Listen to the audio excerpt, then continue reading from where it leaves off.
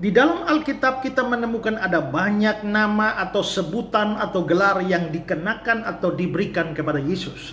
Dan sebutan-sebutan itu atau gelar-gelar itu biasanya untuk menyatakan identitas Yesus, siapa dia sesungguhnya, dan bagaimana sifat-sifatnya atau apa misinya yang dia kerjakan di dalam dunia ini. Misalnya di dalam Yesaya 9 ayat 5, namanya disebutkan orang penasihat ajaib, Allah yang perkasa, Bapa yang kekal, Raja damai. Itu berarti bahwa menyatakan Yesus itu siapa? Karena dikatakan dia adalah Allah yang perkasa, El Gibor. Itu menyatakan sifatnya, yaitu ketika dikatakan dia adalah Bapa yang kekal. Terjemahan sebenarnya adalah Sang Bapa dari kekekalan. Itu berarti dia adalah kekal. Itu juga bisa menunjukkan apa yang mau dia kerjakan dalam dunia ini. Karena dikatakan dia Raja damai, dia mengerjakan proyek perdamaian di dalam dunia ini.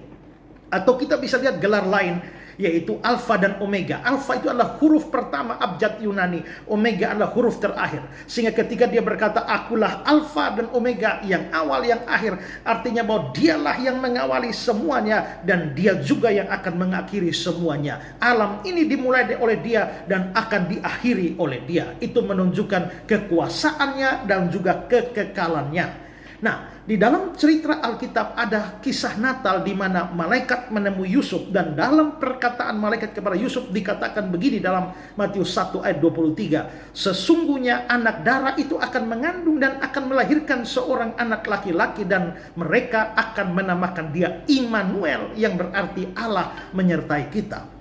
Immanuel adalah salah satu gelar yang diberikan kepada Yesus. Allah menyertai kita. Ini seharusnya menyatakan siapa sesungguhnya Yesus itu.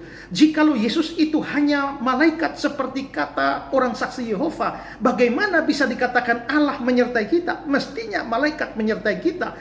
Kalau dia hanyalah seorang nabi seperti anggapan orang-orang Islam, maka tidak tepat dikatakan Allah menyertai kita. Mestinya adalah malaikat, nabi menyertai kita. Kalau dia hanya seorang guru seperti kata New Age Movement, maka tidak cocok dikatakan Allah menyertai kita. Mestinya guru menyertai kita.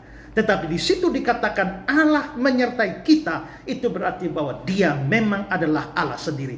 Adalah tidak pas jikalau dia bukan Allah, lalu kehadirannya dalam dunia ini dikatakan sebagai Allah menyertai kita. Karena itulah, biarlah orang mau percaya dia hanya sekedar penghulu malaikat, atau dia hanya seorang nabi, hanya sekedar seorang utusan, atau dia hanya seorang guru moral. Kita yang percaya, kita yakin bahwa di balik gelar Immanuel itu menunjukkan dia adalah Allah yang sesungguhnya. Berbahagialah saudara yang percaya bahwa dia adalah Allah. Tuhan memberkati kita sekalian.